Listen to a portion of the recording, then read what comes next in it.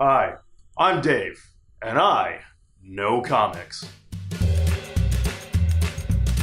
Do you want a superhero that hits his wife? Do you want a superhero who also created Ultron? And do you want a superhero that, despite all that, still somehow calls himself a superhero? Then allow me to introduce to you my client for Dave Knows Comics Honest Promos, Hank Pym, Eric O'Grady, Scott Lang, and definitely not Ray Palmer, the irredeemable Ant-Man.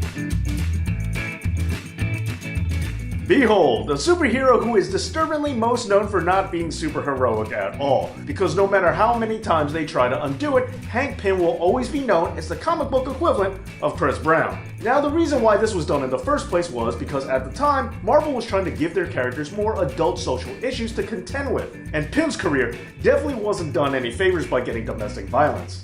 Although it is surprising that Iron Man, the Hulk, and Spider-Man were all able to rebound so well, considering the issues that they got. But man, has Marvel tried to erase this decision. They've tried time travel, explaining it away with a mental condition, and even bypassing the whole Hank Pym era altogether, and focusing on a Baskin-Robbins working Paul Rudd in order to get him likable in the MCU. Speaking of which, Ant-Man is one of the few mantles that Marvel has successfully passed down, again in order to distance themselves from the Pym problem.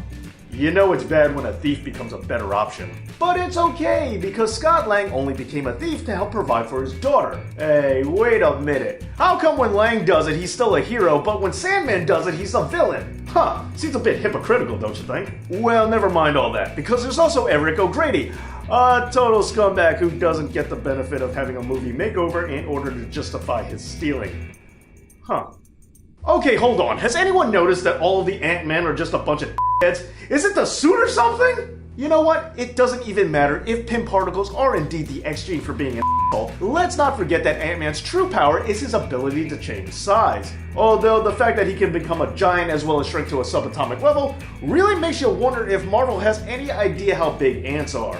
But I get it, he is a hard sell. I mean, unlike crawling on walls or shooting a giant web, being able to talk to ants and punching at the same strength as a lab nerd while being tiny really doesn't captivate audiences on his own once you really start to think about it.